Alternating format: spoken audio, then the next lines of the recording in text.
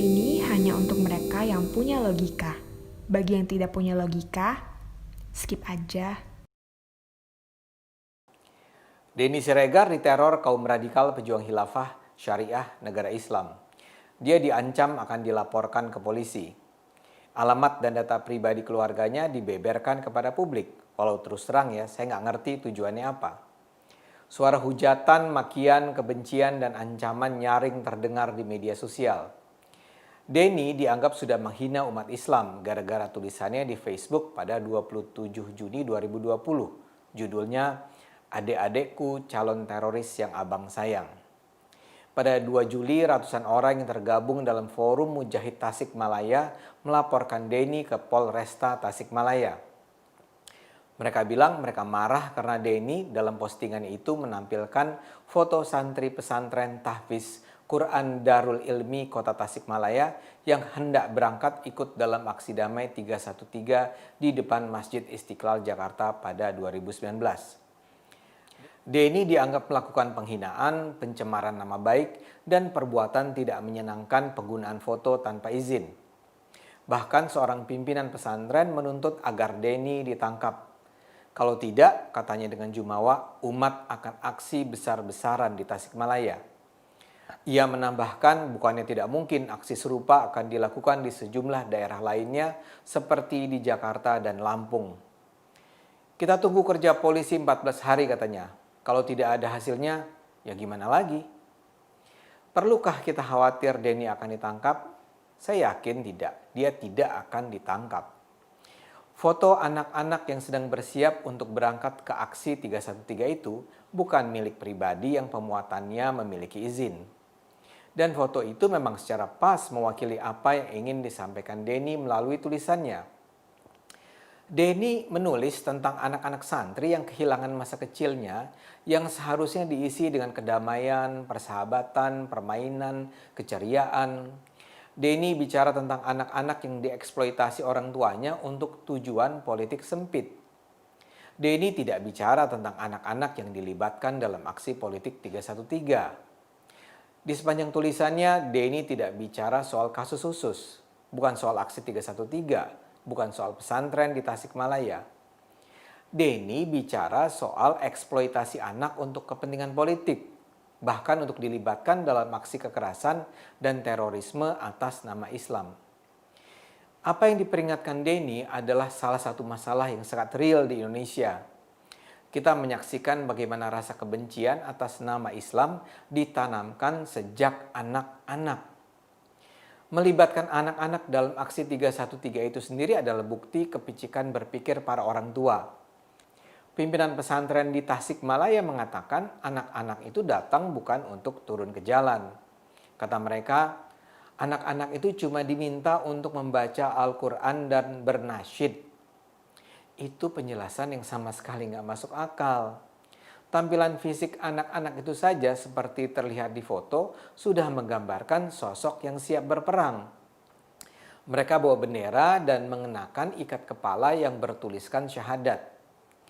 Mereka itu dibawa jelas untuk membangun semangat jihad sejak kecil. Dan itulah yang sekarang berlangsung di seluruh Indonesia dalam beragam bentuk. Melalui internet, kita bahkan bisa menyaksikan bagaimana anak-anak di Timur Tengah sudah sejak kecil belajar memegang senjata, menembak, bahkan membunuh. Di Indonesia mudah-mudahan skalanya tidak separah itu. Tapi jelas, penanaman semangat berjihad melawan musuh-musuh Islam sejak kecil juga berlangsung di sini. Saya tahu bahwa di sejumlah sekolah Islam, para murid diajari yel-yel ganyang Yahudi, ganyang kaum kafir, atau semacam itulah. Dan inilah yang diperingatkan oleh Denny Siregar. Anak-anak kecil itu kan seharusnya bermain sepak bola, petak umpet, gala asin, main gundu. Mereka seharusnya belajar tentang persaudaraan antar umat Islam dan umat Kristen, dan umat Hindu, Buddha, Konghucu, atau bahkan dengan anak-anak yang tidak beragama. Anak-anak itu seharusnya tumbuh dengan sehat.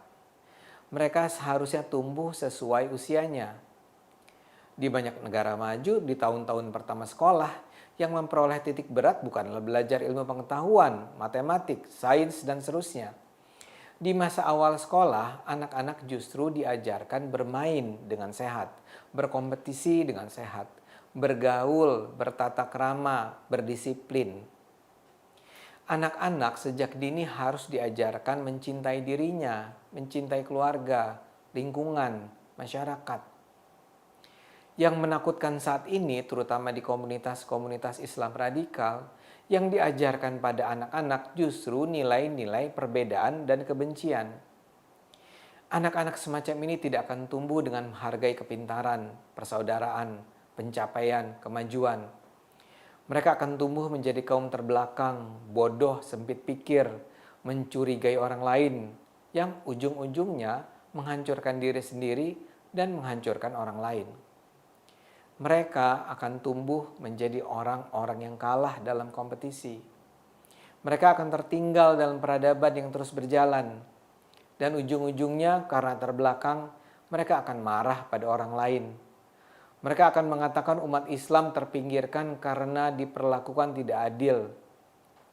Karena itu agar mereka menang, mereka harus menghancurkan sistem yang dianggap kafir.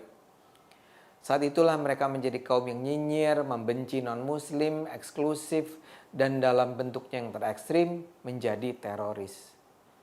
Denny Siregar sedang memperingatkan itu. Denny itu muslim dan menjalankan kewajiban sebagai muslim. Denny tidak mungkin membenci Islam. Apa yang dia sampaikan justru adalah bentuk kecintaannya pada Islam. Tapi masalahnya memang orang seperti Denny itu menjadi duri dalam daging bagi orang-orang yang justru senang dengan radikalisme Islam. Orang yang membenci Denny bukan saja kaum muslim yang bodoh. Yang membenci Denny terutama adalah kalangan yang ingin memanfaatkan kaum muslim yang bodoh ini untuk tujuan-tujuan politik dan ekonomi mereka. Peringatan Denny akan merusak skenario mereka yang ingin agar agama dapat dimanfaatkan untuk menghancurkan Indonesia agar terbangun sistem baru yang menguntungkan mereka. Koalisinya memiliki anggota beragam.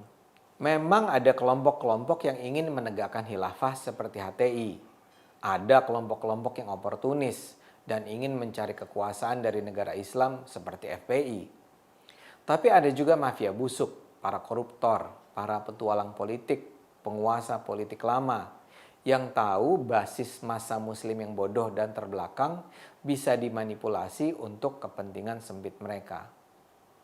Mereka semua butuh kekuatan muslim dungu pro khilafah, pro negara Islam, pro syariah yang dengan mudah dimanfaatkan. Suara akal sehat Denny karena itu harus dibungkam oleh mereka. Jadi ini bukan soal Tasikmalaya atau soal foto yang ditampilkan tanpa izin. Ini adalah persoalan kita yang mencintai Indonesia versus mereka yang ingin menghancurkan Indonesia. Mereka ingin membungkam semua orang yang dengan akal sehat mempertahankan Indonesia. Tapi percayalah, insya Allah kita akan menang. Selama kita terus gunakan akal sehat, kita akan menang.